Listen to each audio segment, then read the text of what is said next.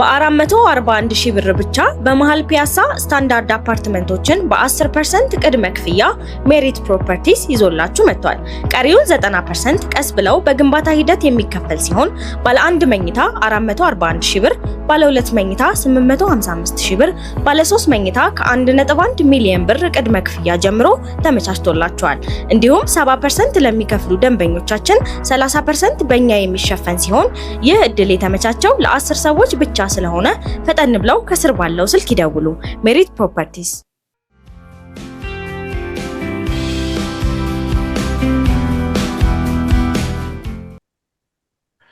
ጤና ይስጥልን ክቡራን ተመልካቾቻችን፣ ሲሳይ አጌና ከሉዓላዊ ሚዲያ ሰኞ ጥቅምት 10 2018 ዓመተ ምህረት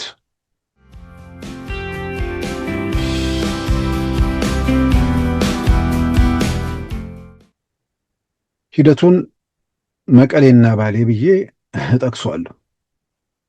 ይሄ የመቀሌው እና መቀሌን መሰረት አድርጎ የቦታው የነበረው ሂደት ግርግሩ በቀጠለበት ወቅት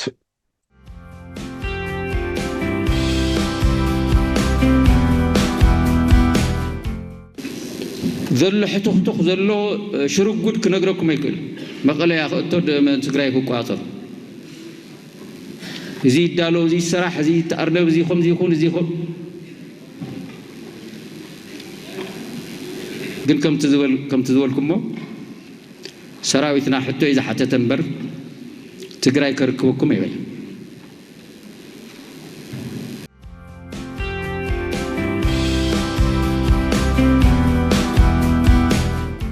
ስለዚህ ጠላት መቀሌን ያን ያዙ ጊዜ እንኳን እንደዚህ አልተደሰቱም የሚለው መቀሌ የተወሰደብን ቀን ወይ ደግሞ መቀሌ የተያዘብን ቀን እንኳን እንደዚህ ያልደነገጥን በሚል በዛ መልክ ማየት የሚቻል ይመስለኛል። ምክንያቱም መለኪያ አንድ ነገር ሲለኩ ከራስ አንጻርም እንደሆነ ስለሚታይ ማለት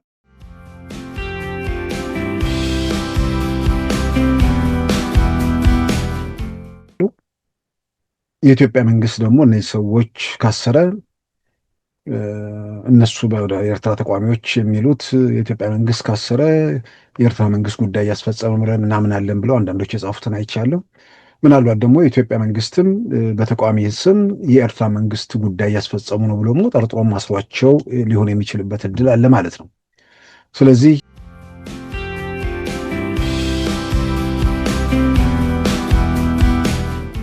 በዛሬ ፕሮግራማችን በእነዚህና በሌሎች ወቅታዊ ጉዳዮች ላይ ትኩረት አድርገናል። አሁን ወደ ዕለቱ ዜና እናመራለን። በፈረንሳይ የመከላከያ ሚኒስቴር የተጠራ የወታደራዊ አዛዦች ስብሰባ በአዲስ አበባ እንደሚካሄድ ተዘገበ። በትንሹ የ15 ሀገራት ከፍተኛ ወታደራዊ አዛዦች ይሳተፉበታል የተባለ ወታደራዊ ጉባኤ ወይንም ዲፌንስ ሰሚት በቀጣይ ወር እንደሚካሄድም አፍሪካ ኢንተለጀንስ ዘግቧል። በኢትዮጵያ መዲና በአዲስ አበባ ከተማ በሚካሄደው የመከላከያ ጉባኤ ከኢትዮጵያ ጦር ኃይሎች ጠቅላይ ኤታማዦር ሹም ፊልድ ማርሻል ብርሃኑ ጁላና ከፈረንሳዩ ጠቅላይ ኤታማዦር ሹም ጀነራል ፋቨን ማንዶን በተጨማሪ የናይጄሪያ፣ ኬንያ፣ ኡጋንዳ፣ ሩዋንዳ፣ ሴኔጋልና ካሜሩን ወታደራዊ መሪዎችን ጨምሮ በትንሹ 15 ሀገራት ወታደራዊ መሪዎች ይሳተፋሉ ተብሎም ይጠበቃል። በጉባኤው ላይ ወታደራዊ መሳሪያ የሚሸጡ ኩባንያ ተወካዮችም እንደሚሳተፉ ተመልክቷል። ጉባኤው በቀጣይ ወር እንደ አውሮፓውያን አቆጣጠር ህዳር 27 እና 28 2025 በአዲስ አበባ ከተማ ይካሄዳል። የኢትዮጵያ የሀገር መከላከያ ሰራዊት ሰሞኑን በፋኖ ኃይሎች ላይ እርምጃ መውሰዱን ገለጸ። በዚህም በፋኖ አደረጃጀት የኮርና የክፍለ ጦር አዛዥን ጨምሮ በተለያዩ እርከን ላይ በሚገኙ አመራሮች ላይ እርምጃ መወሰዱንም አስታውቋል። የሀገር መከላከያ ሚዲያ እንደዘገበው በሰሜን ወሎ ዞን ጸበለት በተባለ ቦታ በተወሰደ እርምጃ በፋኖ አደረጃጀት የኮር 2 አዛዥ አለሙ ገብሮ ከበደም፣ የዞብል አምባ ክፍለ ጦር አዛዥ ዋሴ ከበደም እንዲሁም የስዩም ሻለቃ አዛዥ ሰና አለሙ እርምጃ ከተወሰደባቸው ውስጥ እንደሚገኙበት አመልክቷል። በተመሳሳይ በምስራቅ ጎጃም ዞን ደብረ ኤልያስ ወረዳ በፋኖ ኃይሎች ላይ በተወሰደ እርምጃ መሳሪያና ቁሳቁሶች መማረካቸው ተመልክቷል። በደብረ ኤልያሱ ጥቃት በፋኖ አመራሮች ላይ እርምጃ ይወሰድ በዘገባው አልተመለከተም። በሳምንቱ መጨረሻ ቅዳሜ ጥቅምት 9 2018 በተደረገ ጸረ ሽምቅ ዘመቻ ደግሞ በምዕራብ ጎጃም ዞን ወንበርማ ወረዳ አንድ የፋኖ አባላት ላይ በተወሰደ እርምጃ 13ቱ ቁስለኛ ሲሆኑ 8ቱ መገደላቸው ተመልክቷል። በዚሁ ዕለት በአዊ ዞን በአንጃ ወረዳ በተካሄደ ኦፕሬሽንም በ23 ታጣቂዎች ላይ እርምጃ መወሰዱን በዚህም በፋኖ አደረጃጀት የሻምበል አዛዥን ጨምሮ 5 አመራሮች መገደላቸው በዘገባው ተጠቅሷል። ቸኮል ዘመንና ቸኮል ክንዴ የተባሉት የፋኖ መስራቾችና የሻምበል አዛዦች እርምጃ ከተወሰደባቸው ውስጥ እንደሚገኙበትም ተዘርዝሯል። በተመሳሳይ ቀን በባህር ዳር ዙሪያ ወረዳ ዳና ማርያም ቀበሌ በፋኖ ታጣቂዎች ላይ በተወሰደ እርምጃ ቀደም ሲል የፌዴራል ፖሊስ አባል የነበረና አሁን የፋኖ አመራር የሆነ ፈቃዱ ቀለመወርቅ እንዲሁም ከሻምበል አዛዥነት ጀምሮ ከዚያ ባነሰ አመራር ላይ የነበሩ ታጣቂ አመራሮች መገደላቸውን ከነስም ዝርዝራቸው ሰፍሯል። ከትናንት በስቲያ ቅዳሜ ብቻ በ88 የፋኖ ታጣቂዎች ላይ እርምጃ መወሰዱና ከነዚህም ውስጥ 48ቱ መገደላቸው ተመልክቷል። ይህ በእንዲህ እንዳለም የሀገር መከላከያ ሰራዊት በወሰደው እርምጃም መሃጎና ባይቦዋ በተባለ ስፍራ ላይ ቆስሎ የሸሹ የፋኖ አመራሮች ሰሌም በር ወደ ተባለ ስፍራ ማምራታቸውን የዓይን ምስክሮች ለሉዓላዊ ሚዲያ ገልጸዋል። የኢትዮጵያ እስልምና ጉዳዮች ጠቅላይ ምክር ቤት ፕሬዝዳንት የነበሩት የተቀዳሚ ሙፍቲ ሀጂ ዑመር እድሪስ የቀብር ስነ ስርዓት በዛሬው ዕለት እንደሚፈጸም ተገለጸ። ከቀኑ 8 ሰዓት ላይም በሚሊኒየም አዳራሽ የስንብት ፕሮግራም እንደሚካሄድም ከወጣው መርሃ ግብር መረዳት ተችሏል። በብዙ ኢትዮጵያን ዘንድ እጅግ የሚከበሩት ተቀዳሚ ሙፍቲ ሀጂ ዑመር እድሪስ በሕክምና ሲረዱ ቆይተው ትላንት እሁድ ጥቅምት 9 2018 ከዚህ ዓለም በሞት ተለይተዋል። ከእስልምና እምነት ተከታዮች ባሻገር በሌሎች ኢትዮጵያን ጭምር ከፍተኛ አክብሮትን ያገኙት ሀጂ ዑመር እድሪስ የኢትዮጵያ እስልምና ጉዳዮች ጠቅላይ ምክር ቤትን ለዓመታት መርተዋል። የህልፈታቸው ዜና መሰማቱን ተከትሎ ፕሬዝዳንት ታዬ አጽቀሥላሴና ጠቅላይ ሚኒስትር አብይ አህመድን ጨምሮ የኢትዮጵያ ከፍተኛ ባለስልጣናት እንዲሁም ታዋቂ ሰዎችና የሃይማኖት አባቶች የያዘን መግለጫ አስተላልፈዋል። በቀድሞ አጠራር በወሎ ክፍለ ሀገር ለጋምቦ ወረዳ ግንቦት 21 ቀን 1929 የተወለዱትንና በ88 ዓመታቸው ያረፉትን ተቀዳሚ ሙፍቲ ሀጂ ዑመር እድሪስን ህልፈት በተመለከተ ፓትርያርክ ብፁዕ ቅዱስ አቡነ ማትያስ የሚከተለው መልእክት አስተላልፈዋል። እግዚአብሔር በየዘመናቱ አገርን ያለ መካሪ ህዝብንም ያለ ዘካሪ አይተውም። ለዚህም ምስክሩ ታላቁ አረጋዊ የበሳል አእምሮ ባለቤት አገርን የሚወዱ ህዝባቸውን የሚያከብሩ የተጠቁት ወዳጅ የትውልድ አባት የሆኑት ክቡር ዶክተር ተቀዳሚ ሙፍቲ ሀጂ ዑመር እድሪስ ነበሩ። ኢትዮጵያ በጣት ከሚቆጠሩ አረጋውያን አፈማር ከሆኑ መካሪዎቿ መካከል አንዱ የሆኑትን ለመወደድ የታደሉትን የዘመናችን ጌጥ ዛሬ አጥታለች። ይህንን የድካም ዓለም መገላገል ለእርሳቸው ረፍት ቢሆንም ለአገር ግን ታላቅ ጉዳት ከመሆኑም በላይ ዕድሜን ከጥበብ ጋር ያዋሃደው በሁሉ ዘመን አይገኝምና ሐዘናችን ጥልቅ ነው። ለቤተሰቦቻቸው፣ ለእስልምና እምነት ተከታዮችና ለመላው ኢትዮጵያ ህዝብ መጽናናትን እንመኛለን። እግዚአብሔር አምላክ ኢትዮጵያና ህዝቦቿን ይባርክ። ወስብሐት ለእግዚአብሔር አሜን። አባ ማትያስ ቀዳማዊ ፓትርያርክ ርዕሰ ሊቃነ ጳጳሳት ዘኢትዮጵያ ሊቀ ጳጳስ ዘአክሱም ወዕጨጌ ዘመንበረ ተክለ ሃይማኖት ጥቅምት 10 ቀን 2018 ዓ.ም አዲስ አበባ ኢትዮጵያ።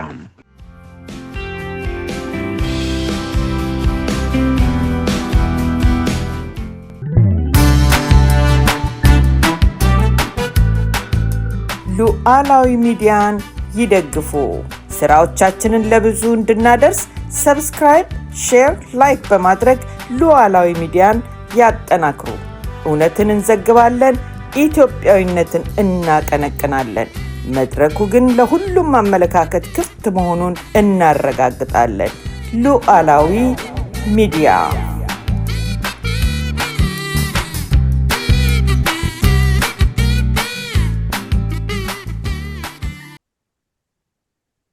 ክቡራን ተመልካቾቻችን የኢትዮጵያ እስልምና ጉዳዮች ጠቅላይ ምክር ቤት ፕሬዝዳንት የነበሩት ተቀዳሚ ሙፍቲ ሀጂ ዑመር እድሪስ በትላንትናው ዕለት ከዚህ ዓለም በሞት ተለይተዋል። በዛሬው ዕለትም የቀብራቸው ስነ ስርዓት ይፈጸማል። በሚሊኒየም አዳራሽ የአሸኛኘት መርሃ ግብር እንደሚካሄድም ታውቋል። በብዙ ኢትዮጵያን ዘንድ እጅግ የሚከበሩትና የሚወደዱት ሀጂ ሙፍቲ ህልፈትን በተመለከተ ያው የኢትዮጵያው ፕሬዝዳንት ታዬ አጽቀሥላሴ፣ ጠቅላይ ሚኒስትር አብይ አህመድ እና ሌሎች የሀገሪቱ ባለስልጣናት እንዲሁም የኢትዮጵያ ኦርቶዶክስ ተዋሕዶ ቤተክርስቲያን ፓትርያርክ ብፁዕ ቅዱስ አቡነ ማትያስን ጨምሮ የተለያዩ ሃይማኖት መሪዎች እና ታዋቂ ኢትዮጵያና በርካታ ዜጎች የሀዘን መግለጫ አውጥተዋል። በተቀዳሚ ሙፍቲ ሀጂ ዑመር እድሪስ ከዚህ ዓለም በሞት መለየት ሉዓላዊ ሚዲያ ሀዘኑን እየገለጸ ለመላ ቤተሰቦች እንዲሁም ወዳጅ ዘመዶች፣ ለኢትዮጵያ እስልምና እምነት ተከታዮችና ሌሎች ኢትዮጵያንም መጽናናትን እንመኛለን። ክቡራን ተመልካቾቻችን የዛሬ ሳምንት ሰኞ በትግራይ መቀሌ ከተማ የትግራይ ኃይሎች ወይ ደግሞ ቲዲኤፍ አባላት የጀመሩት ተቃውሞ እስከ ሳምንቱ ማለትም በተከታታይ ቀናት እስከ ቅዳሜ ድረስ መቀጠሉን የሚገልጹ መረጃዎች ሲወጡ ነበር። ተቃውሟቸውም ትንሽ የጠነከረ መሆኑ የሰራዊቱ አዛዦችም ፊት ለፊት የተጋፈጡበትም እንደነበር ይታወቃል። ያንን ተከትሎ እንግዲህ በትናንትናው ዕለት ሰራዊቱም በየቦታው የመሰብሰብ ነገር ተጀምሯል። ከዛ በፊት ግን ቅዳሜ ዕለት የሰራዊቱ አዛዦች ተሰብስበው ከዚህ በኋላ በየትኛውም እንቅስቃሴ እንደማይፈቅዱ ውሳኔ ማሳለፋቸው ተሰምቶ ነበር። በትናንትናው ዕለት ማለትም እሑድ ደግሞ አርሚ 22 መቀሌ ላይ ተሰብስበው ያደረግነው ትክክል አይደለም የሚል ባለ 7 ነጥብ የአቋም መግለጫ ወጥተዋል። የምንድነው ጥያቄያችን?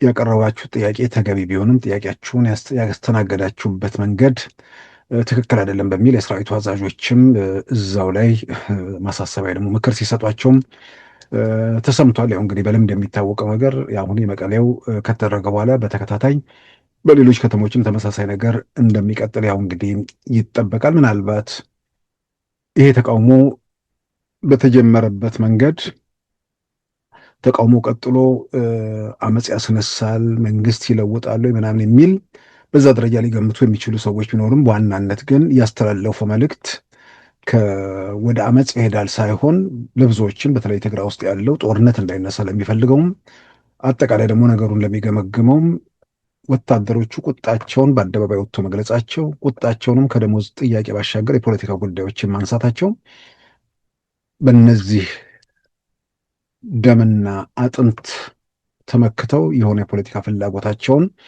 ለማስፈጸም የሚንቀሳቀሱ አካላት ከአሁን በኋላ ወጣቶቹ ወይ ደግሞ ታጣቂዎቹ በጠቅላላ ምን እንደሚፈልጉ መልእክታቸውን በግልጽ በአደባባይ ስላስተላለፉ ተሰብስበው ያወጡት መግለጫ ነባራዊውን እውነታ ወይ ደግሞ የነሱን ስሜት ያንጸባርቃል ወይ? ከዚህ ቀደም በነበሩ ልምዶች የሚታወቅ ነገር አለ። የሆነ ነገር ከተደረገ በኋላ ወደ ሰዎችን አደራጅ ሰብስበው ወይ ደግሞ እስር ቤት የገቡ ሰዎችን ከእስር ቤት ሲወጡ እንዲህ አይነት ነገር ማድረግ ያው የቲፒኤልኤፍ አሰራርና የተለመደ ተግባር ነው። ምናልባትም ስልጣን ላይ በመጣህበት መንገድ ቀደም ሲል ስታደርግ የነበረው ነገር መጨረሻው ያላማረ ከሆነ በሌላ መንገድ መጀመርና አዲስ ነገር መሞከር ተገቢ ይሆን ነበር። ይቅርታ ከማስጠየቅ ይልቅ በሌላ መንገድ ነገሮችን ማስተናገድ የሚችሉበት ሁኔታ ቢኖር ለእነሱም የሚጠቀሙበት ሁኔታ ይኖራል ተብሎ ይታመናል። ዞሮ ዞሮ ጥያቄዎቻቸው ምንድን ናቸው? የደሞዝ ጥያቄዎች ናቸው ያነሱት። የደሞዝ ጥያቄ የጥቅማ ጥቅም ጥያቄ አንስተዋል። ከነዛ ከደሞዝና ከጥቅማ ጥቅም ጥያቄ ባሻገር ምናልባትም እነርሱም ሌላውም በርቀት ያለውም በቅርበት ያለውም ያልጠበቃቸውን ያልገመታቸው ተብሎ የሚወሰዱት ነገሮች ያነሷቸው ፖለቲካዊ መልእክቶች ናቸው። ያው ፖለቲካዊ መልእክት የሚሆነው ሰላም እፈልጋለሁ ፖለቲካ ነው በአሁኑ ሰዓት።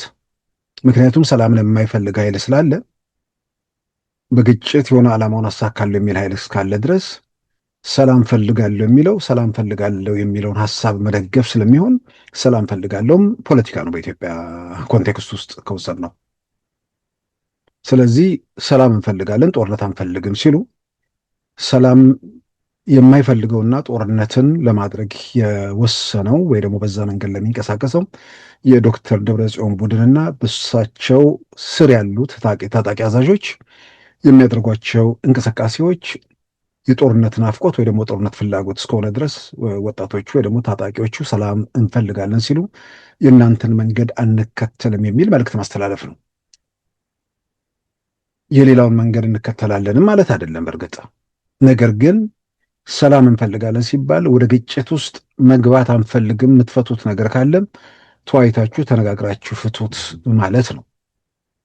ስለዚህ በዚህ መልክ በአደባባይ የቀረበው ጥያቄ የሰላም ፍላጎት ግልጽ ለቲፒኤልኤፍ መሪዎችና በቲፒኤልኤፍ ለሚመሩት ታጣቂ አዛዦች ግልጽ መልእክት የተላለፈው በዚህም የተወሰነ ሳይሆን ከዛም አልፈው ሄደው ጽምዶ በሚል የተፈጠረውን ከኤርትራ ጋር የተፈጠረውን ትብብር በግልጽ በአደባባይ አውግዘዋል። በየአደባባይ በተቃውሟቸው ላይ ይሄ ደግሞ ያው የጦርነት አንፈልግም የሚለው መልእክታቸው ተጨማሪ ማገዣ ወይ ደግሞ ማረጋገጫ አድርገው የሚወስዱት ነው። ጽምዶ በሚል የተፈጠረው ጥምረት እንዋጋለን የሚል ለመዋጋት ያለን ወይ ደግሞ በተባብረን ኢትዮጵያ ውስጥ ያለውን ነገር እንለውጣለን፣ በኤርትራ በኩል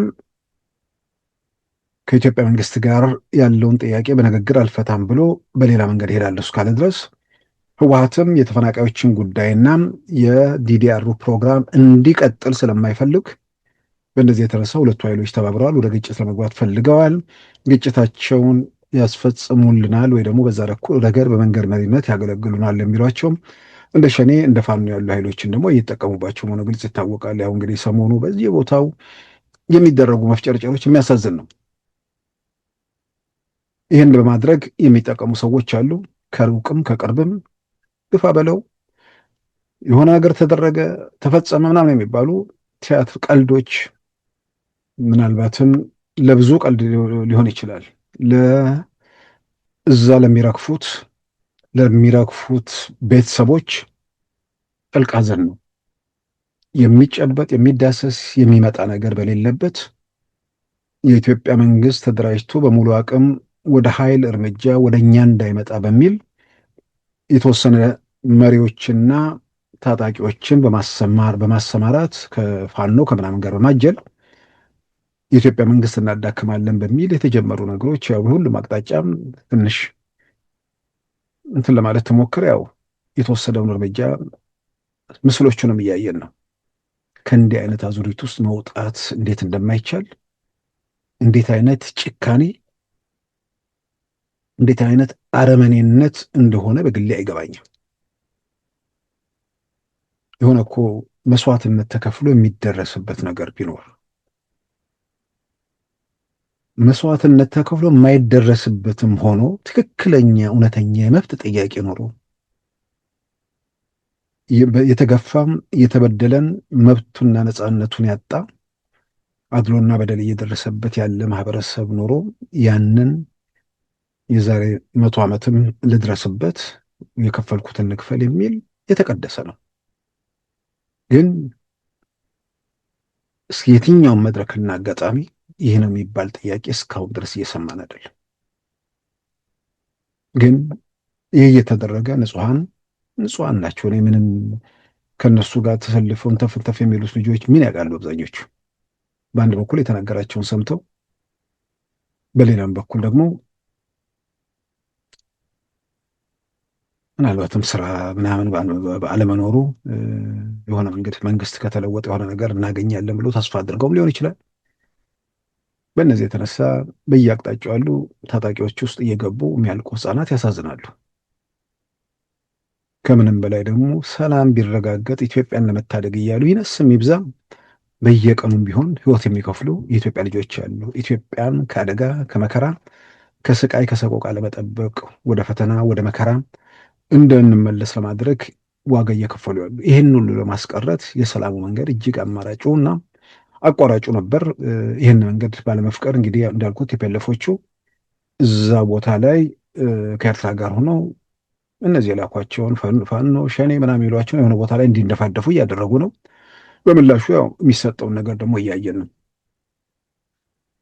ሰሞኑን የሆነውን ነገር ያው በተለያየ መንገድ እየተሰማ ነው። የሚለቀቁ ፎቶዎችም እየታዩ ነው። እነዚህ የትግራይ ታጣቂ አዛዦችን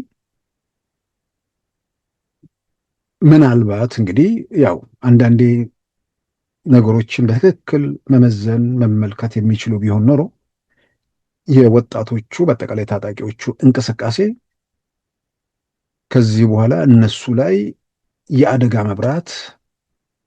መብራቱን የሚያሳይ ነገር ነው። በየትኛውም ሁኔታ ወደ ግጭት ወደ ጦርነት እንግባ ቢሉ አስገድደው መግለጫ ቢያስወጡም አስገድደው የሆነ ነገር ቢያስነግሩም ምናልባት ከአዛዦቻቸው ውስጥ ምን ያህሎቹ ከነርሱ ጋር እንደቆሙ እንኳን እርግጠኞች አይደሉም። ዛሬ ላይ ከታጣቂው ይቅርና ከሚያዙት ውስጥ ምን ያህሎቹ ከነርሱ ጋር ናቸው? ዘርፈው በዘረፋው ማስከበር የሚፈልጉት ጥቅም ያላቸው አዛዦች ካልሆኑ በስተቀር ሌሎቹ ለምን ብለው እዚህ ማዕት ውስጥ ይገባሉ? ምን ስለቀረ ምን ስለጎደለ? ወጣቶቹ ለምን ይረግፋሉ?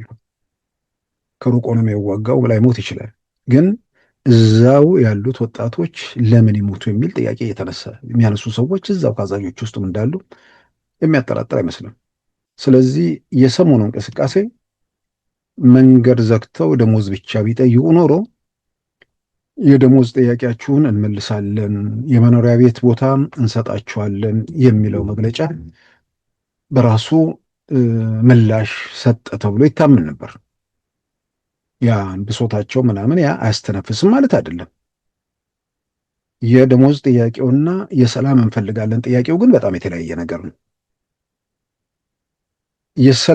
የደሞዝ እንፈልጋለንና የደሞዝ ይጨመርና የሰላም ጥያቄው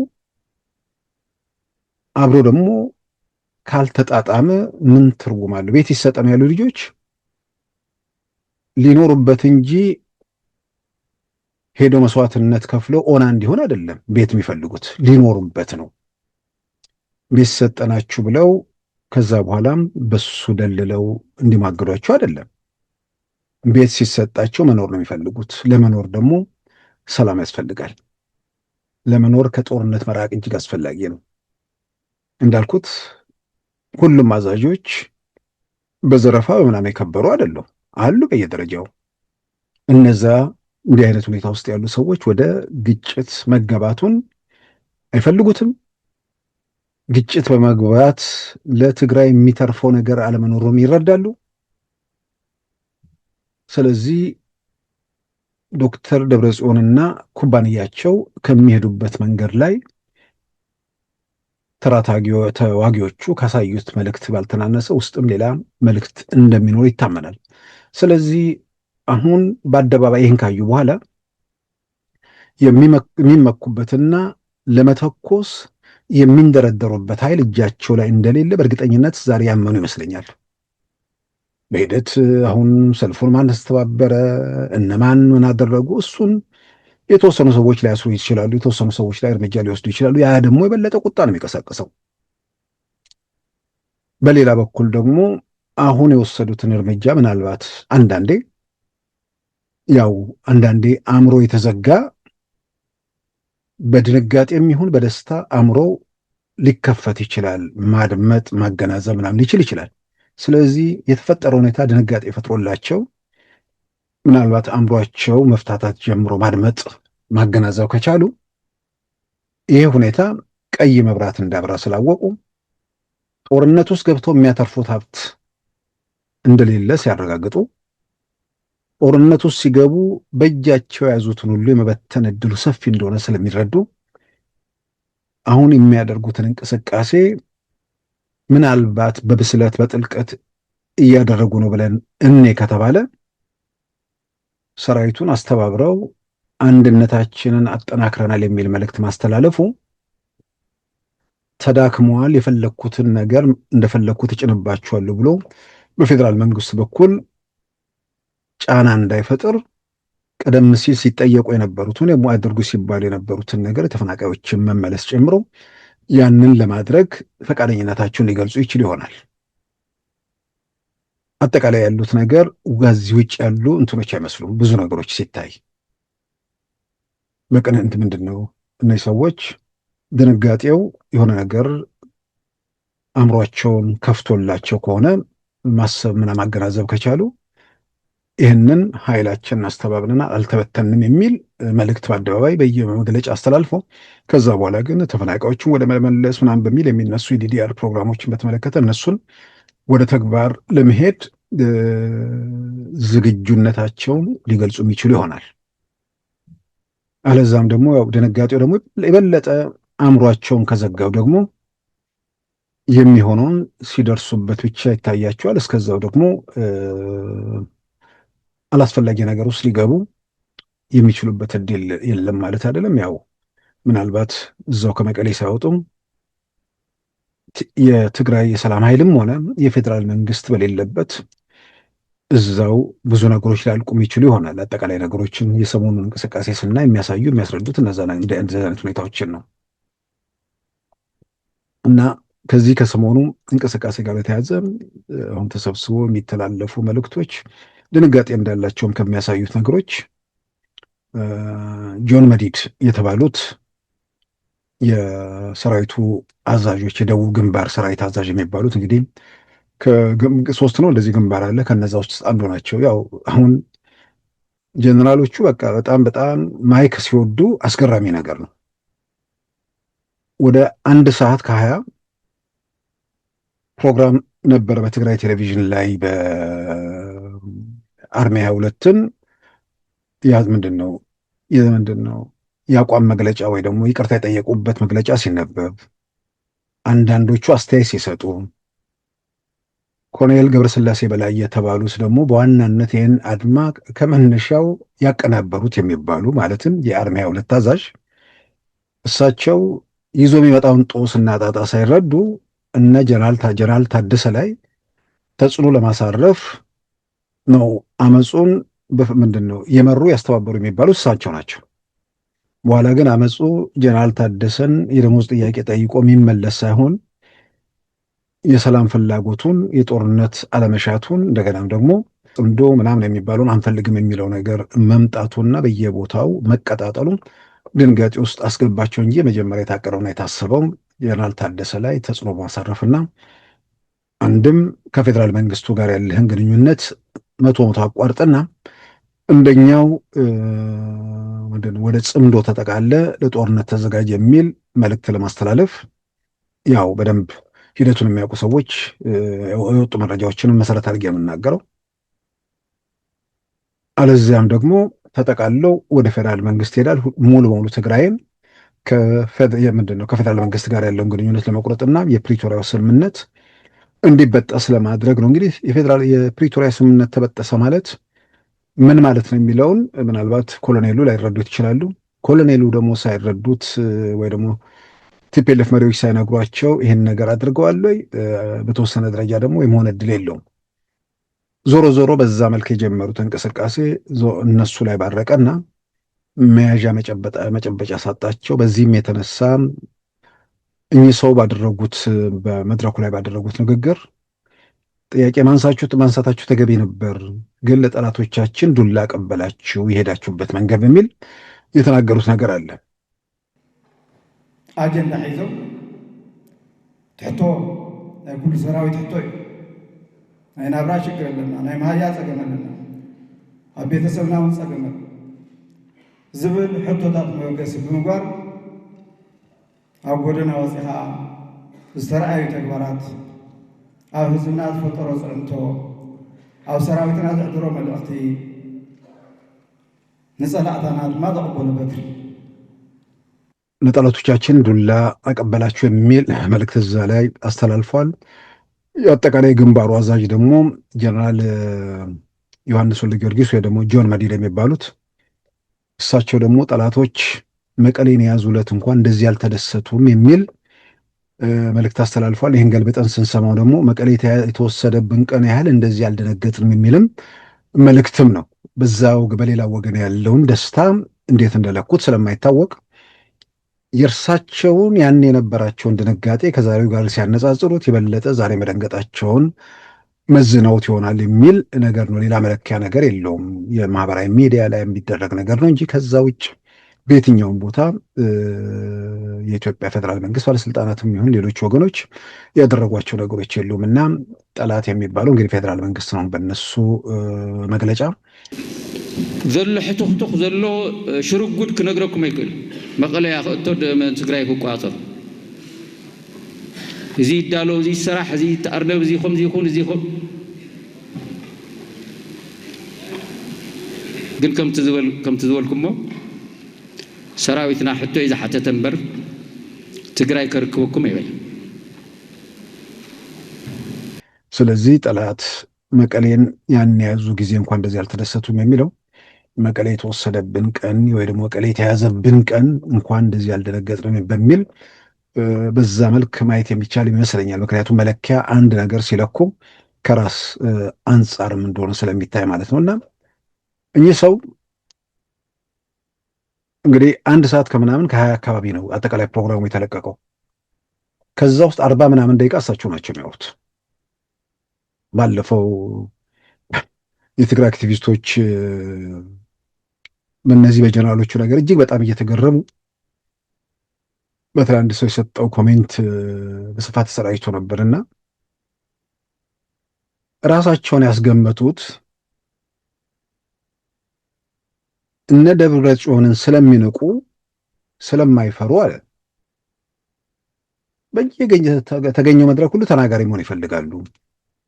በተናገሩ ቁጥር ደግሞ ብዙ ነገር ስለሚስቱ በፊት ወታደራዊ አዛዥ ተብለው የሚፈሩትን ነገር የዛን ያህል መፈራት ሳይችሉ ቀርቡ። አቶ መለስ በነበሩበት ጊዜ በስተትም ማይክ አይነኩም ነበር። አሁን ግን ማይክ ሲይዙ በቃ ይበላቸዋል። ሰውየው እንግዲህ የአንድ ሰዓት ከምናምን ፕሮግራም ላይ 40 ምናምን ደቂቃ እንግዲህ ከተቆረጠውስ ነው። ተቆርጦ ምን ብሎ ነው ተቆራርጦ ምናምን እንደወጣ ምንም የሚያጠራጥር ነገር አይደለም። ብዙ ነገር ስለሚስቱ በዛ መልክ የተላለፈ ፕሮግራም ነው። እንግዲህ የሁለቱም መልእክት እዛ ላይ ጠላት ተደሰተ፣ ለጠላት ዱላ ቀበላችሁ የሚለው ነገር፣ በሌላ በኩል ራሳችሁ ደግሞ ይሄ ምንድን ነው ተቃውሞ ምን መልእክት አስተላለፈልን የሚለውን እንዳልኩት ትልቅ መልእክት አስተላልፏል። ትርጉም ያለው መልእክትም አስተላልፏል። መልእክቱን ሰምተው ፍሬን ይዘው ችግሮችን በውይይትና በሰላም ለመፍታት ይዘጋጃሉ ወይንስ እንደጨፈኑ ያበጠ ፈንዳ ብለው ይጓዛሉ? እሱ በሂደት የሚታይ ነገር ነው። ስለዚህ በቀጣይ የምናየው ሆኗል። ከዚሁ ጋር ተያይዞ ግን ሂደቱን መቀሌና ባሌ ብዬ እጠቅሰዋለሁ። ይሄ የመቀሌው እና መቀሌን መሰረት አድርጎ በየቦታው የነበረው ሂደት ግርግሩ በቀጠለበት ወቅት የክልሉ ፕሬዝዳንት የነበሩት አቶ ጌታቸው ረዳ አሁን የጠቅላይ ሚኒስትር አብይ የምስራቅ አፍሪካ አማካሪ እንዲሁም የቀድሞ ቺፍ ኦፍ ስታፍ ጠቅላይ ኤታማዦር ሹም የነበሩት ጀነራል ጻድቃን ባሌ ላይ ከጠቅላይ ሚኒስትር አብይ ጋር የሚደረጉ ጉብኝቶች ላይ እዛ ላይ ነበሩ ቢታዩት። የተለያዩ የእርሻ የመስኖ የምናምን ቦታዎች አብረው ሲጎበኙ ሌሎች ባለስልጣናትም አሉ። የቀድሞ ሌሎች ባለስልጣናትም ማለት እናቶ አባዱላ ገመዳ፣ እናቶ ጁነዲን ሳዶ፣ እናቶ ሶፊያን እንደዚህ እንዲሁም የኢጋዱ ዋና ጸሐፊ እናቶ ዶክተር ወርቅነህን ጨምሮ በርካቶች የታደሙበት ነው። በየቦታው ምስሉ ተለቆ እንዳየ ነው። ያ ጎን ለጎን ነበር የሚካሄደው። እንግዲህ መቀሌ ላይ አመፅ ይካሄዳል፣ ባሌ ላይ ደግሞ ልማት እንቅስቃሴዎች ይታዩ ነበርና በዛ የልማት እንቅስቃሴ ላይ በጉብኝት ላይ ነበሩ። ይሄ በሚሆንበት ወቅት አንዳንዴ ሰዎች ከመርህ ጋር ከራሳቸው ጋር እንዴት እንደሚጋጩ የማይገባኝ ነገር ነው። ወይ ደግሞ ትላንትን ረስተው ወይ ደግሞ አጠቃላይ ሰላምና የሰላም ስምምነት ምን እንደሆነ ግራ ገብቷቸው ሰውን ግራ ለማጋባት የሚሞክሩ ከዛ ጋር ተያይዞ እየታየ ነው። ይህ እንቅስቃሴ እዛ በሚካሄድበት ወቅት የነዚህ የትግራይ ባለስልጣናት ወይ ደግሞ በዚህ በጦርነት ወቅት ኋላ የነበሩት ፊት መሪ የነበሩት እነ አቶ ጌታቸው እነ ጀነራል ጻድቃን ከጠቅላይ ሚኒስትር አብይ ጋር ከመታየታቸው ጋር ተያይዞ በአንድ በኩል የዶክተር ደብረጽዮን ደጋፊዎች፣ በሌላ በኩል ቲፒኤልኤፍን እናወግዛለን ብለው ሲናገሩ ቆይተው ዶክተር ደብረጽዮንና ቡድናቸውን አትንኩብኝ ብለው በአደባባይ ያወጁ። ከዛ ሁሉ ጦርነትና ውድመት በኋላ እንዴት ከነዚህ ሰዎች ጋር ምንም እንዳልተፈጠረ እንዴት እንዲህ አይነት ነገር ይደረጋል የሚል ቅስቀሳ ማህበራዊ ሚዲያው ላይ ይታያል።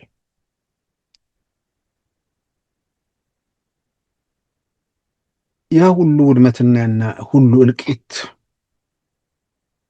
እንዳይፈጸም የተደረጉ ጥረቶች ነበሩ በፌዴራል መንግስት። ምንም እኔ ዛሬ ላይ ቆሙ። አሁን እኮ ቢያንስ ሁሉም ሰው በተለይ ለማድመጥ የሚችልበት ሁኔታ ስለተፈጠረ በቲፒኤልኤፍም ወገን የኢትዮጵያ ፌዴራል መንግስት በዚህ ምክንያት ነው ጦርነት የከፈተው የሚል ማስረጃ ካለው ሁሉም ሰው ለማድመጥና እውነተኛ ፍትህ እንዲመጣ እኮ ይፈልጋል ማንም ክፍል። እስካሁን ድረስ ያንን የሚያረጋግጥ ነገር የለም ብቻ ሳይሆን እያንዳንዱ ቀን የሚታዩ ሂደቶችና ተጨባጭ ማስረጃዎች ተመልሰው ቤተ መንግስቱን በቀላሉ እንይዛለን ብለው ብቻ ሳይሆን ፌዴራሊስት ወይ ደግሞ ኮንፌዴራሊስት ወይ ተጨባጭ ኃይሎችን መቀሌ ላይ ሲያሰባስቡና ሲያስተባብሩ ቆይቶም ከሸኔውም ከሌላውም ጋር ሲወዳጁ ኖሮ የሰላም ጥሪን አሻፈረኝ ብለው የሃይማኖት አባቶች ጭምር መቀሌ ድረስ የለመኗቸውን ገፍተው መጨረሻ ላይም በልመና ሸራተን የተዘጋጀው ድግስ የመጨረሻው ምዕራፍ ላይም ከዛም ቀርተው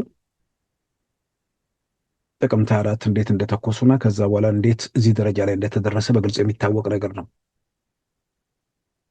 የሚናገሩት ስለ ጦርነቱ ተከፈተብን፣ ጄኖሳይድ ታወጀብን የሚል እንጂ ይሄንን በተመለከተ ጦርነቱን ማን ጀመረው ለሚለው ከእንደዚህ ያለ የተጨበጠ ነገሮች ጦርነቱን የፌዴራል መንግስት የጀመረበት ወይ ደግሞ ሊጀምር የሚችልበት ሁኔታ የሚያሳይ ነገር የለም። ደጋግሜ እንደምለው የፌዴራሉ መንግስት በዛን ጊዜ በነበረው አቅም ሚሳኤልና ሰሜን ዕዝን ከተቆጣጠረው ኃይል ጋር ያሁን ደግሞ የሀገሪቱ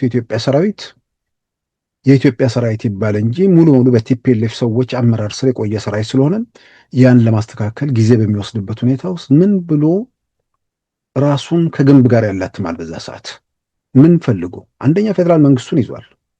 ሁለተኛ እድሜው እየረዘመ በሄደው ቁጥር ጉልበቱ እየጨመረ ነው የሚሄደው። በአንጻሩ ደግሞ የክልል ኃይል የያዘው አቅሙ እየደከመ ነው የሚሄደው። ስለዚህ ለምን ብሎ ከመስከረም 30 በኋላ መንግስት የለም የሚለውን ነገር በነ ጀዋርና በነ ልደቱ አብሬነት ተጠቅመው ብዙ ነገር የተፈጠረበትን በደንብ እናስታውሳለን። ከዛ ወደ ተኩስ ነው ሄደው በዚህ ሂደት ውስጥ እንደታለፈ በግልጽ ይታወቃል። ስለዚህ ጦርነቱ በዛ መልክ ተካሄደ። በመሀል የነበሩ የሰላም ጥረቶች ነበሩ። ዝርዝሮ ሰፊ ነው። ከዛ በኋላ ፕሪቶሪያ ላይ የሰላም ስምምነት ተፈረመ። የሰላም ስምምነት ሲፈረም 1 2 3 ተብለው የተዘረዘሩ ነገሮች አሉ። ምናልባት እዛ ላይ ከተዘረዘሩት ነገሮች የኢትዮጵያ ፌዴራል መንግስት ያልፈጸመው ምንድን ነው የሚለውን እንግዲህ አሁን መጠየቅ ነው። የኢትዮጵያ ፌዴራል መንግስት እዛ ላይ ካስቀመጣቸው ነገሮች በተግባር ላይ መዋል ከሚገባቸው ነገሮች ያላደረጋቸው ነገሮች ምንድን ነው የሚለውን ነገር 1 2 3 ብሎ የሚጠራ ሰው ያለ አይመስለኝም። የተፈናቃዮችን ጉዳይ በግልጽ የተቀመጠ ነገር ነው። በህገ መንግስቱ መሰረት ይፈታል ተባለ። በህገ መንግስቱ መሰረት አወዛጋቢ ቦታ ነው። አወዛጋቢ ቦታ በህገ መንግስቱ መሰረት በሪፈረንደም እልባት ያገኛል። አከተመ። ከዛ ውጭ የተለየ መብት የሰጠው ነገር የለም። ፕሪቶሪያ ስምምነት የተለየ መብት ሊሰጠው የሚችልበት ሁኔታ የለም። ሌላው ዲዲአር ነው። ዲዲአርን መፈጸም የሚገባቸው ኃይሎች የፌዴራል መንግስት የገንዘብ አቅርቦት ከተበዳሪም ከምንም አድርጎ ያን ያቀርባል። በዛ መንገድ የዲዲአሩ ፕሮግራም ተጀምሮ መንገድ ላይ ያስቆሙት ቲፒኤልኤፎችና ተባባሪ አዛዦቻቸው ናቸው። የሰላም ጥረቱ ላይ ከዚህ ምንም በላይ ሁል ጊዜም አንዱ የፕሪቶሪያዊ ሰላም ስምምነት ከጥላቻ ወይ ደግሞ ከቀስቃሽ ነገሮች መታቀብን የሚገልጽ ነገር የሚያሳስብ ነው። ግን የቲፒኤልኤፍ መገናኛ ብዙሃን ብቻ ሳይሆን እነ ዶክተር ደብረጽዮን የታወጀብን የዘር ማጥፋት ጦርነት ይላሉ። ማስረጃ በሌለው ማለት ነው። የፕሪቶሪያ ሰላም ስምምነት ከእንዲህ አይነት ተንኳሽ ቃላት መታቀብን እንትን ይላል። የኢትዮጵያ ፌዴራል መንግስት ሀገር ለማፍረስ ኢትዮጵያን ለመበተን ዜጎችን ለመጨፍጨፍ የመጣውን ወራሪ ኃይል በመከትንበት ወቅት እያለ ዜና ቢያስነግር ጮቷ ያድርስ ነበር። ጄኖሳይድ ለመፈጸም ወራሪ ኃይል ነው ዜናው። በየቀኑ የሚደረገው ይሄንን ነው። ከመጀመሪያው ጀምሮ የሰላም ስምምነቱን በመጣስ በሌላ በኩል ደግሞ ያው ብዙ ነገር በጉልበት ለመሄድ ብለው ብዙ ነገር ስላጡ ወደ ሰላሙ መንገድ ስለተሄደም ለአንዳንድ አክራሪዎች በር ላለመክፈት የተወሰነ ነገር የሆነ ርቀት ድረስ ሲሄዱ መንግስት ዝም ያለ ነው የሚመስለው። በእንዲህ አይነት ሁኔታ በቀጠለው የሰላም ስምምነት ውስጥ የሰላም ስምምነት ከተፈረመ በኋላ የነበሩ ሂደቶችን ዘግቶ ወደ አዲስ ምዕራፍ ለመሸጋገር የሚደረግ እንቅስቃሴ ነው። በዛ ሂደት ውስጥ በወንጀል ምናምን የሚባሉ ነገሮችን በተመለከተ የፌዴራል መንግስት ነፃ ማውጣት አይችልም፣ ሌላም አካል ነፃ ማውጣት አይችልም። ስለዚህ የሽግግር ፍትህ የሚባል በዛ መልኩ ተጠያቂነት ይረጋገጣል። ይህን ተፈጻሚ ይደረጋል። ከዛ ውጭ በሆነ ነገር የኢትዮጵያ መንግስትም የመሰረተውን ክስ አንስቶ የታሰሩትን ከወህኒ ቤት ለቀቀ። በቲፒኤልኤፎችም በኩል በምርኮኛ የተያዙ ሰዎችን ለቀቁ። እሱን ደግሞ ለመልቀቅ የነበረው እንትን በብዙ ጊዜ ሲጠቀስ የነበረ ነገር ነው። የሰላም ሂደቱ ተጀምሮ የተጠያቂነቱን ጉዳይ በሽግግር ፍትህ ይታያል ከተባለ አሁን የመጀመሪያው ነገር የአውዳሚ ጦርነት ምን ያህል እልቂት እንደፈጠረ የሚያውቅ የሚረዳ ያን አሰቃቂ ትዕይንት እንዳይደገም የሚፈልግ ሰው የመጀመሪያው ነገር የሰላም አማራጮች የትኛውም ወገን ወደ ሰላሙ መንገድ ሲመጣ በሰላም ጉዳዮችን ለመጨረስ ፈቃደኝነቱን ሲያረጋግጥ ይሄኛው መንገድ የሚበረታታና የሚደገፍ እንጂ የሚታገዝ እንጂ ያኔ እንደዚህ ስለተደረገ ያኔማ እንደዛ ከተደረገ በኋላ እኮ አዲስ አበባ ላይ እኮ ተሸላለሙ ያን ምዕራፍ ዘግተነዋል ተባለ እኮ። ከዛ በኋላ በዛ በሰላሙ መንገድ አልቀጥልም የማለት ነገር ነው እንጂ የመጣው። ከዛ ውጭ ያን ምዕራፍ ዘግቶ ወደፊት ትሄዳለህ፣ ተጠያቂነትን ጉዳይ በሽግግር ፍትህ ይታያል ተባለ። ጦርነት ለማስቀጠል የሚፈልግና ጦርነት ለማስቀረት በሌላም በኩል ደግሞ ያሉ መብቶች እንዳይነኩ ወይ ደግሞ እንዲጠበቁ ከሚሰራ ቡድን ጋር መተባበር የፌዴራሉ መንግስት ምንድን ነው ነውሩ? እንደውም የተቀደሰ ተግባር አይደለም ወይ? ጦርነትን ማስቀረትን የሚያክል ነገር አለ እንዴ? ሰላምን ማረጋገጥን የሚያክል ነገር አለ እንዴ? ከወንጀል ነፃ አውጪ አይደለም? በፌዴራል መንግስት በኩል የሚጠየቁትን በተመለከተ ሌላኛው ወገን ከወንጀል ነፃ የሚያወጣ አይደለም። በዛ ሂደት ውስጥ የታለፉ ተጠያቂነትን የሚያረጋግጡ ነገሮች ካሉ በሽግግር ፍትህ ይታያሉ ስለተባሉ፣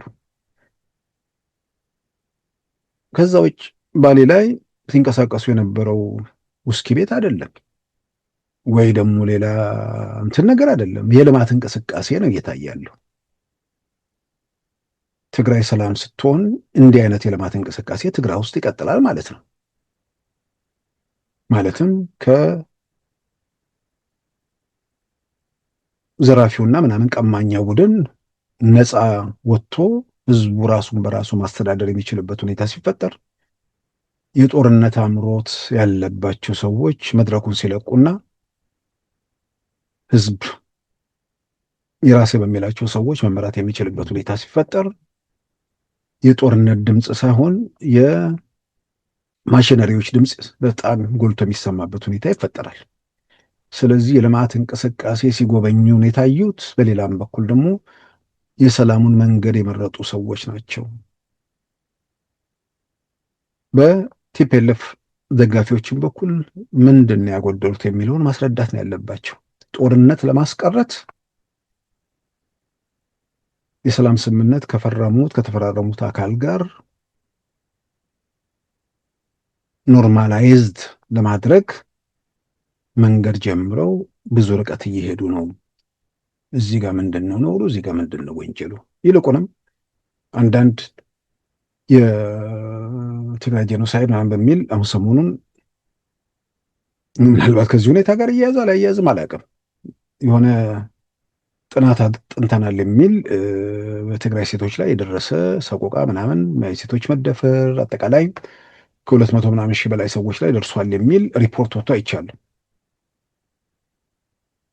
ሰቆቃ አልተፈጸመም፣ ችግር አልነበረም ብሎ የሚናገር ሰው የለም። እዛ ሪፖርቱ ላይ ይሄን ነገር በኢትዮጵያ ውስጥ በሽግግር ፍትህ ለማረጋገጥ የሚሰራውን ስራ ጥያቄ ውስጥ ለማስገባት የአቅም ውሱንነት በሽግግር ፍትህ ውስጥ ይኖራል። እንደገናም ደግሞ የገለልተኝነት ጉዳይ ያነሳል። አስገራሚ ነው። አሁን ይህን ሪፖርት ያጠናቀሩት ሰው ወይ ደግሞ እዛው ላይ አስተባባሪ ተብሎ የሚታዩት ኃይለኛ የቲፒኤልኤፍ ደጋፊ በየአደባባዩ ምን ብዙ ነገር ሲያደርጉ የነበሩ ሰው ናቸው። እርሳቸው ወይ ደግሞ እድሜውም ወጣት ስለሆነ ባለስልጣንም ስለሆነ አንተ ልበለው እሱ ገለልተኛ ሆኖ ጦርነቱን ደግፎ በጦርነቱ ሂደት ውስጥ ተዋናይ ሆኖ ምናምን የነበረ ሰው ያንን በተመለከተ እኔ ገለልተኛ ነኝ፣ ሌላው ገለልተኛ አይደለም የሚል ነገር እንዴት ይመጣል? ጥያቄው እውነተኛ የተበደሉ ሰዎችን በተመለከተ ተጠያቂነትን ለማረጋገጥ ከሆነ ገለልተኛ የሆነ ምርመራ ነው መደረግ ያለበት። ቲፒኤልኤፍ ወይ ደግሞ የቲፒኤልኤፍ አጀንዳ የተሸከሙ ሰዎች አይደለም መመርመር ያለባቸው። ከሁሉም ወገን በትክክል ምንድን ነው የተፈጠረው፣ እንደገናም ደግሞ የምርመራ ሂደቱን በተመለከተ የተጨበጡ ነገሮች ማለት በደንብ የምርመራ አሰራር ሂደቶች ምንዳቸው፣ ሰለባዎቹን በተመለከተ ልክ አሁን የሚባል ነገር አለ። በቲፒኤልኤፍ በደንብ የነበረ አሰራር ስለሆነ ማለት ነው። አሁን ለምሳሌ ቀደም ሲል በሚዲያ ቀርበው በኤርትራ ወታደሮች ተደፈርን ምናምን ብለው መግለጫ የሰጡ ሴቶች አሁን የተሰጣቸው መመሪያ ይህ በአደባባይ ወጣ፣ በሚዲያ የተገለጸ ነው። የተሰጣቸው መመሪያ ደግሞ በኤርትራ አይደለም የተደፈርነው በኢትዮጵያ ወታደሮች ናቸው ነው ተባሉ በሉ ተብለናል ብላ ቢያንስ አንዲት ሴት በአደባባይ የሰጠችው መግለጫ ወጥቷል። ይህንን እንዳትል ቢያንስ ምትል ከሆነ የምትናገር ከሆነ በኤርትራ ማለቷን ትታ በኢትዮጵያ ወታደር እንድትል፣ ያለዛም አፏን እንድትሰበስብ ማለት ነው። እንትኖቹ አሁን ይህን ሪፖርት የሚያጠናቅሩ ሰዎች ከእንደዚህ አይነቱ ህወሓት ጋር ግንኙነት ይኖራቸው አይኖራቸው አላውቅም። ግን ዞሮ ዞሮ የፓርቲ አፊሊዬሽን ስላላቸው የእነሱም ሪፖርት ገለልተኛና ነፃ ነው ብሎ ለመውሰድ የሚያስችል ነገር የለም። ስለዚህ ገለልተኛና ነፃ የሆነ ሪፖርት እንዲካሄድ ምናልባት የሽግግር ፍትሁ ምናምን ጊዜ ይወስዳል ከተባለም ልክ ከቲፒኤልኤፍ ተወካይ ኖሮ ምርመራ እንዳደረገ ሁሉ ከፌዴራል መንግስትም የተወከሉ ሰዎች በጋራ ሆነው ሌላም ደግሞ ከመንግስታዊ ካልሆኑ ድርጅቶችም ጭምር በጋራ ምርመራ ቢደረግ ያ ምርመራም ደግሞ በአማራ ክልልና በአፋር ክልል ምክንያቱም ጦርነቱ እዛም ጭምር ድረስ ሄዶ እዛም የተደፈሩ ሰዎች ስላሉ ማለት ነው። አጠቃላዩን ነገር መመርመር ቢቻል ብዙ ነገሮችን ይመልሳል። እንዲህ አይነቱን ነገር ትኩረት ሰጥቶ ተጠያቂነትን ለማረጋገጥ የሚደረጉ ጥረቶች ጥሩ ናቸው። ግን ራሱ የራስን ስሜት ወይ ደግሞ የሆነ አቋም ያላቸው ሰዎች የሚያጠኑት ጥናት ወደው ፈቅደው እንኳን ባይሆን የሚጫናቸው ነገር ስለሚሆን መነሻው ጥሩ ነው። አጠቃላይ ግን ጥናቱ በገለልተኛ ወገኖች ተካሂዶ ተጠያቂነት እንዲረጋገጥ ሁላችንም ያመደገፍ አለብን ብዬ አምናለሁ።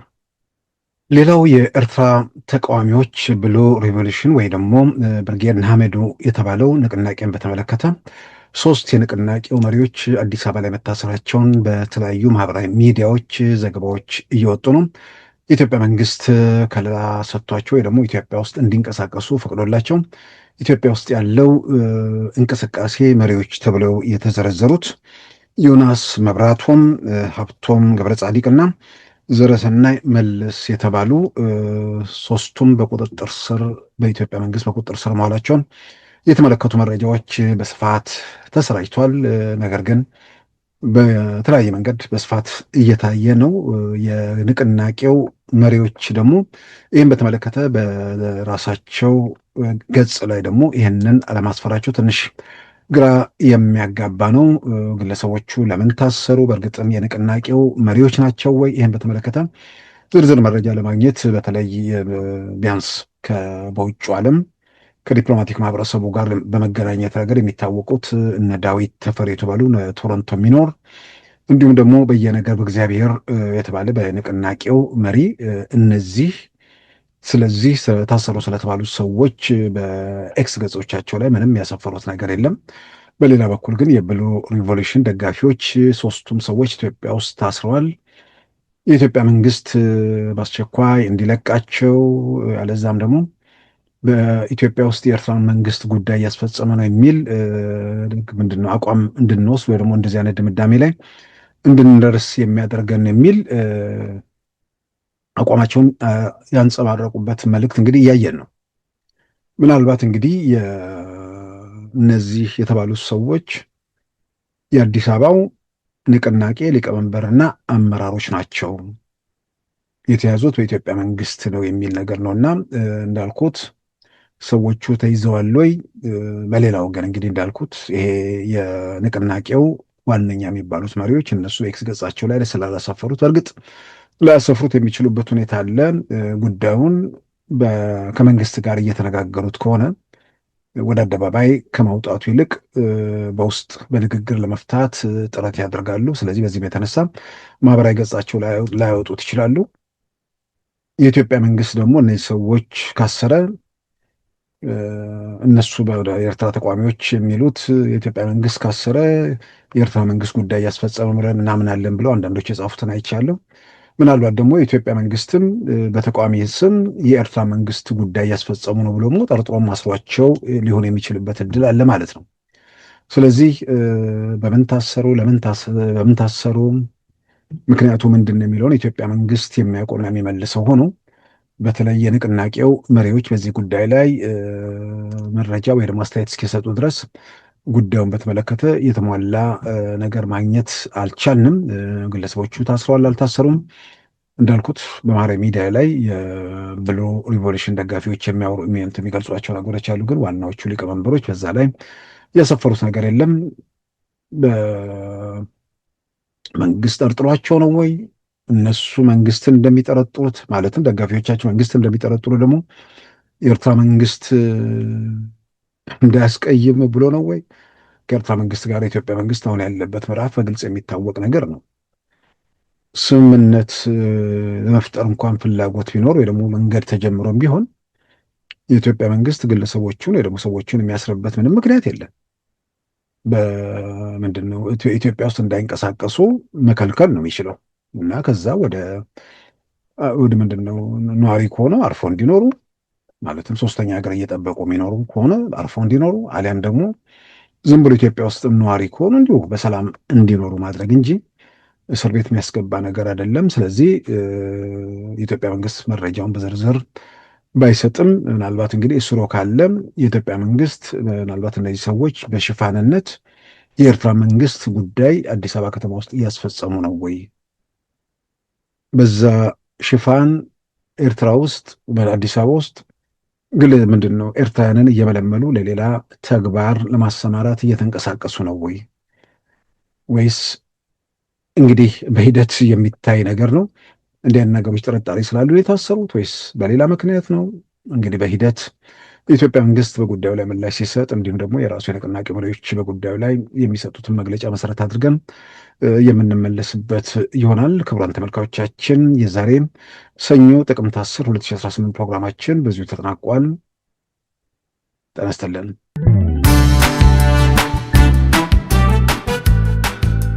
ሉዓላዊ ሚዲያን ይደግፉ። ስራዎቻችንን ለብዙ እንድናደርስ ሰብስክራይብ፣ ሼር፣ ላይክ በማድረግ ሉዓላዊ ሚዲያን ያጠናክሩ። እውነትን እንዘግባለን፣ ኢትዮጵያዊነትን እናቀነቅናለን። መድረኩ ግን ለሁሉም አመለካከት ክፍት መሆኑን እናረጋግጣለን። ሉዓላዊ ሚዲያ